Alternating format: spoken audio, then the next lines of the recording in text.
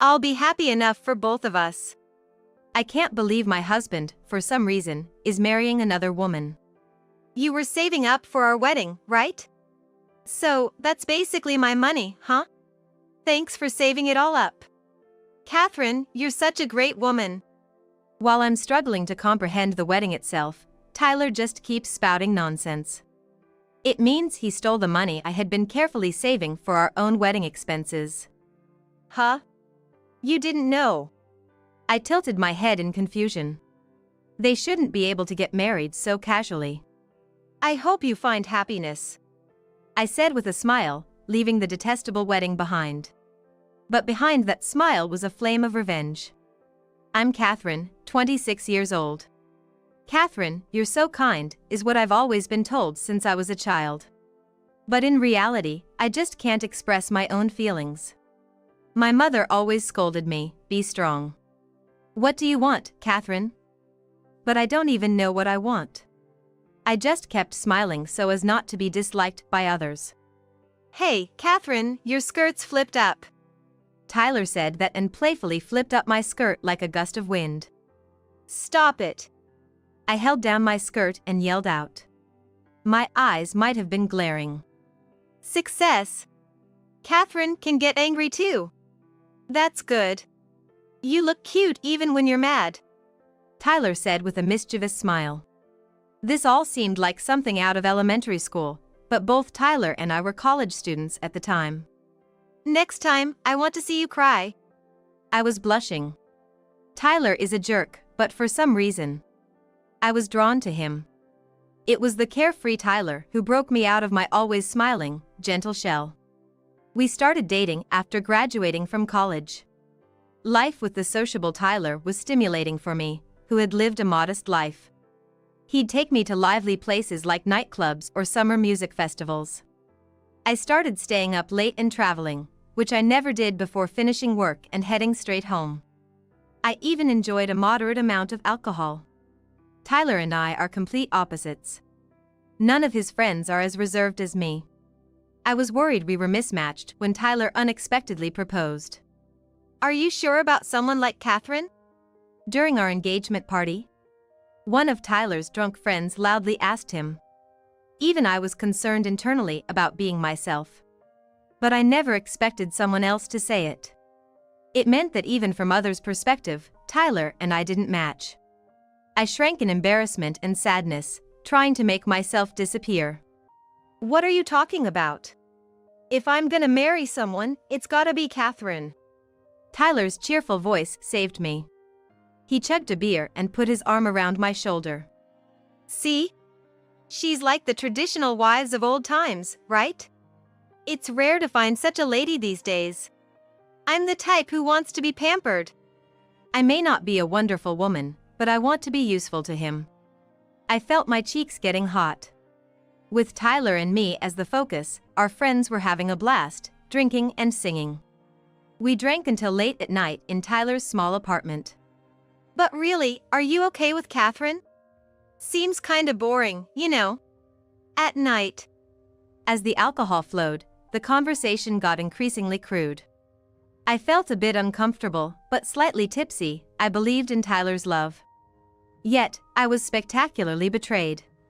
Yeah, that's my biggest problem. His friends eagerly jumped on the topic. Tyler began to boast about embarrassingly private matters. Despite my pleas to stop. Your wife's not liking this, you know, a friend teased, and Tyler puffed up his chest. I'm not a man who's whipped by his wife. He was even leaning on a female friend. Maybe I should get my nighttime care elsewhere. Tyler and the woman exchanged sleazy glances, seeming not entirely against the idea. Another friend mocked, imitating a woman's voice, this cheater, enemy of women. Anyway, I'm not married to Catherine yet, so cheating's technically not cheating, right? Maybe I should play around more while I still can. Tyler's joking words didn't sound like a joke. He was embracing the woman, clearly crossing a line of friendship. Tyler, you've had too much to drink. Let's take a break. I pretended to be concerned to separate them. Tyler, man, you're the worst. Cheating's not okay, married or not. a friend laughed and lectured. Though they weren't really defending me, Tyler seemed to calm down momentarily. He scratched his chin in thought, nodded, and opened a drawer in the cabinet. What he took out was a marriage certificate. Look, everyone! As you can see, I'm marrying Catherine. I love only Catherine. I would never cheat. He declared it while being terribly drunk, swaying his body unsteadily. We had filled out that marriage certificate right after he proposed. It was decided that our marriage registration and wedding would take place about a year later, on November 22nd. We would start living together after that. As Tyler declared his intention, everyone cheered and congratulated us, and I was immersed in joy. But the warmth in my heart rapidly cooled after that. All right. I'm off. Tyler carelessly stuffed the certificate into his pocket and left the house. Several friends happily followed him. I stayed because many friends were still there. A decision I'd soon regret. Congratulations on your marriage. Just a few minutes later, Tyler and his friends returned, unusually high-spirited.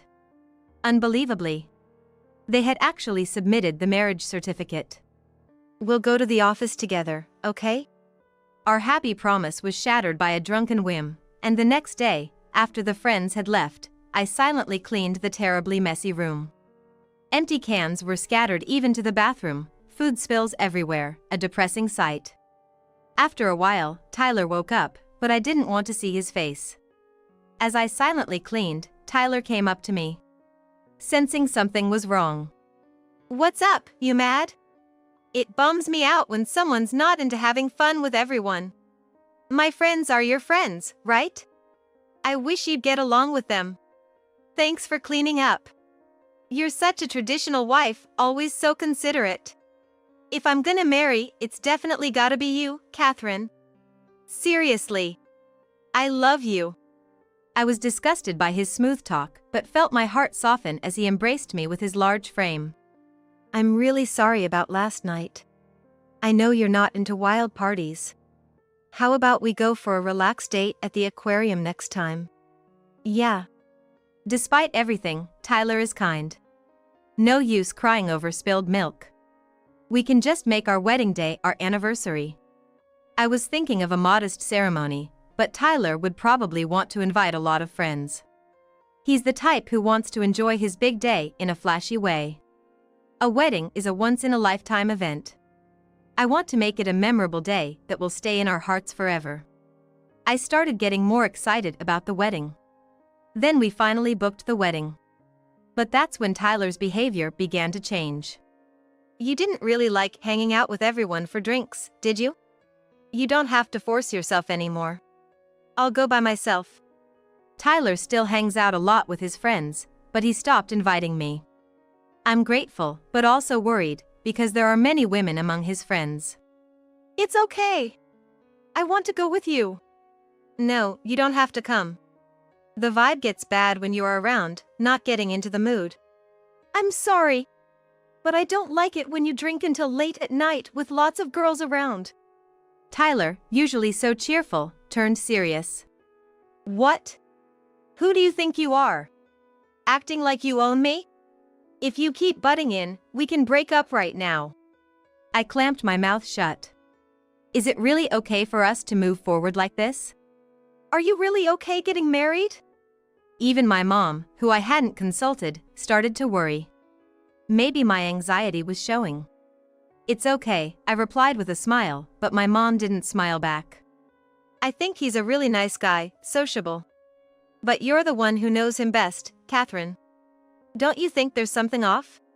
You know the saying, keep both eyes open before marriage and one eye closed after. You need to really see Tyler clearly now. It's okay, it's okay. I interrupted her. His brightness, which I lack, is attractive. He's shown me so many new worlds. And don't worry about the wedding expenses. I've been saving up. I'm not a kid anymore, and I won't be a burden to you, Mom. There's nothing to worry about. I didn't want to trouble my always anxious mother any further. I'm no longer a child to be scolded by my parents. Tyler and I will be fine. I kept repeating that in my mind. Then recently, the usually cold Tyler suddenly became kind. Catherine is really a good woman. I blushed at his heartfelt words. I had no doubts that we would smoothly proceed to our wedding. But then one Sunday, I received a strange call from one of Tyler's friends. The wedding started. Aren't you coming, Catherine? Forget the past, let's all drink together. Our wedding was still a long way off. It sounded like a casual invitation, maybe another drinking party to celebrate us. I asked for the location and rushed there. What I saw was beyond comprehension. A real wedding was happening. Tyler, dressed in a tuxedo, was being congratulated as the groom. A rented restaurant was filled with friends, all merry with drinks. As I froze at the entrance, one of his friends cheerfully approached me. "You're late," he said. Tyler, in a great mood, frowned. "Hey, look, an uninvited woman showed up." Next to him, the bride, Katie. One of his friends laughed loudly. I remember once at a drinking party, Tyler and Katie were getting too cozy. Their closeness was uncomfortable, but now it all makes sense. Looking around the venue, I found Tyler and Katie looking demure. This wasn't a bad joke. It was a real wedding. "What's going on?" I managed to ask in a shaky voice. Tyler, without a hint of remorse, answered casually. "It's a wedding." "Huh? You thought we were still dating? You're joking, right?" Tyler laughed so hard he held his stomach. "Wow, you're really naive. You're perfect for a wedding. Naive and easy to manipulate." Tyler patted my back mockingly. Then he whispered in my ear. "I really loved you, you know. Because you're such a good woman. A woman like you, I've never met before." Normally, those would be sweet words, but they felt so sarcastic. "But you know, it's boring. You're happy being called a good woman? Hilarious. It means you're convenient, you know? I only dated you for fun, but in the end, you were just about the money. Thanks, Catherine. Your money made this fancy wedding possible." His words hit me like a lightning bolt. Could it be? No, that's impossible. But I couldn't be hesitant anymore. The unbelievable was happening. "Did you use my savings?" "Bingo." Embarrassed, sad, but more than anything, furious. A boiling rage surged up from within me. I'd never hated someone so much in my life. "Hey, you were saving for our wedding, right? So, it's my money, right? Thanks for hoarding it for me. You're really a good woman, Catherine." Tyler's words were like a slap in the face. "I'll be happy enough for both of us." I understood what Tyler meant. But it was absurd. "Huh? You didn't know?" I tilted my head and just stated the fact. "You can't marry Katie, you know." Tyler looked clueless, making me burst into laughter. He's the naive one. The wedding, more like an extension of a drinking party, was loud, but everyone was dressed up. Me, crashing in casual clothes, must look like a pathetic ex-girlfriend. Tyler's parents, who I met for a marriage introduction just half a year ago, glared at me openly. Couldn't they see Tyler's untrustworthiness? His friends were no different. I realized the absurdity of Tyler's surroundings. "Hope you find happiness," I said with a smile, leaving the detestable wedding behind. But behind that smile, I was burning with thoughts of revenge. 30 minutes later, Tyler trudged back to his apartment. I had anticipated this, so I was waiting in front of his place. As soon as he saw me, Tyler lunged at me. "Why did you do that?" "Do what?" "The marriage. Why am I married to you?" He thought I had somehow interfered, so he immediately submitted the marriage registration with Katie at the office. But of course, it was too late. "You're the one who got married on your own. You controlling woman. Quiet on the outside, but doing crazy stuff." Tyler, with teary eyes, had a red, swollen cheek. Probably hit by Katie. "It's you who did things on your own, Tyler. You're the one who submitted the marriage certificate." "Huh? Why would I do such a thing?" I thrust my smartphone in Tyler's face and played a video. It showed the day Tyler and I registered our marriage. I'll make Catherine happy for a lifetime. He was shouting something unimaginable in the current situation. A drunk Tyler and his friends had submitted the marriage certificate on a whim. An undeniable fact. And he had completely forgotten about this significant life event. No way! Tyler snatched my phone and repeatedly watched the short video. This video was posted on social media by one of his friends. It was one of those posts that automatically delete after 24 hours. So by the time Tyler and his friends sobered up, it was no longer visible. Reluctantly, but technically, it was our marriage registration day. Thinking it would become a funny story years later, I had saved the video. But the power of self-deception is scary. I never imagined Tyler had forgotten he was married. Love is blind, they say, but my eyes were severely clouded. Tyler, always appearing fun and sparkling, was just an irresponsible, flippant man. Get a divorce quickly. Why should I be married to someone like you? Ridiculous. Tyler started to throw a fit, shifting all the blame. I regretted marrying such a man, but what's done is done. Might as well use this situation. Fine, but I have a condition. Tyler fell silent for a moment. Return my money? An obvious request. But Tyler approached me, face red with anger. Huh? I already spent it. You're such a miser. Like I said before, you were saving for our wedding, right? So, it's my money. Well, the bride changed, When I checked online banking, Tyler had taken over $60,000. This was not just the money saved since our engagement, but what I had been saving since starting work. It's not your money. It's theft, I said firmly. Then a voice came from behind. It's not theft. Turning around, Katie was there. Tyler quickly covered his swollen cheek, but Katie seemed in a good mood again. They had apparently had a dispute about not being able to marry, but Katie had come back to Tyler. What? You didn't know? If a family member takes money from another family member, it's not theft. Katie, looking like she couldn't even do multiplication, smugly displayed her knowledge. Tyler, you're lucky. Being married saved you. Theft is when you steal someone else's money. If it's a husband taking his wife's money, it's okay. The police won't arrest you. There's no reason to return it. Tyler's expression brightened. Really? Really, Mom said the same thing when she stole all our savings and ran off with some guy. What a joke! I didn't see the humor, but Tyler and Katie were rolling with laughter. It dawned on me then, Tyler and I live in completely different worlds, even in what we find funny. Hey, I want to know something. How did you withdraw the money? Tyler puffed out his chest and explained. Remember you told me you were saving money for our wedding? I almost laughed at how serious you were. But then I thought, if you're saving for me, I should take it, right? So, I borrowed your passbook.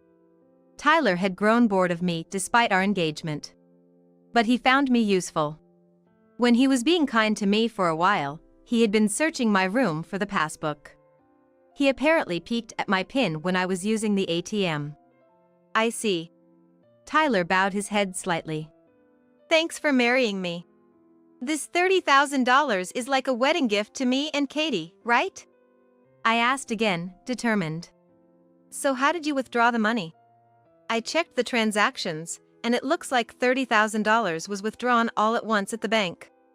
Maybe Tyler disguised himself as a woman and went to the bank, but that would be too obvious. The only other person who could withdraw the money was Katie. High amounts usually require ID verification, right? Don't tell me someone impersonated me? Katie visibly reacted. Then confessed without remorse. I went in with no makeup and a mask, and nobody suspected a thing. Plain faces have no personality, so we all look the same. But honestly, walking outside without makeup was so embarrassing. I can't believe you show your plain face like that, Catherine. I couldn't stand it. Katie laughed heartily. She obviously didn't have the knowledge she pretended to. I see, so that means you're also a thief, Katie? Even if Tyler can't be charged because he's family, you're a stranger, so the police would arrest you, right? Tyler and Katie exchanged a look and murmured, as their faces turned pale. I didn't do anything. I'm innocent. Katie quickly denied everything. But I showed them my smartphone. I've been recording everything. Katie's face went pale, and she slumped. She finally gave in and hung her head. Sorry. She muttered softly. Sorry, please forgive me. I just did what Tyler told me. I didn't mean any harm. We needed money to get married, so I just... Don't make it sound like I'm the bad guy. It was Katie who complained about not having money. I just came up with a plan to take Catherine's money. What? You said Catherine never gets angry, no matter what. This is different. Why do I have to be the thief? I thought Catherine would just sulk and that'd be the end of it. I didn't expect this either. It seemed I had been greatly underestimated. Enough. This is getting confusing. Just wait, Catherine. Divorce me, and I'll pay you back little by little later. No way. I can't trust a thief. I'll divorce you anytime, but only after you return all the money. Tyler clenched his back teeth. Katie let out a shriek. Divorce quickly. We can't get married otherwise. I got married to Tyler on his own accord, and I want a divorce too. But only after I get my money back. There's no way we can return $30,000. You are young. If you work hard together, you two can save $60,000 quickly. I did it alone, after all. We don't have time for that. I'm pregnant. It turned out Tyler planned to have fun before our wedding, but he got his fling pregnant, so I was unceremoniously dumped. Apparently, they had no money, not even for the wedding, moving into a new apartment, or even childbirth expenses. You were really careless to get pregnant. Don't you think about the future? Once the child is born, you can't prioritize yourself anymore. It's not just about having fun, you know? I couldn't help but throw some common sense at the irresponsible couple. I felt like a concerned aunt. Will these kids be all right? I wondered, feeling pity. The child is innocent, but that doesn't mean I'll forgive Tyler and Katie. Katie, once so bold, started crying, and Tyler lay prostrate on the concrete ground. After that, I turned Tyler and Katie over to the police. Family theft might not be criminally chargeable, but civil litigation is another matter. I wasn't going to let them off easily. Then there was the infidelity during marriage. And since Tyler got his affair partner, Katie, pregnant, I demanded alimony too. I even claimed the cancellation fee for our wedding. I've got no money, why are you trying to milk me dry?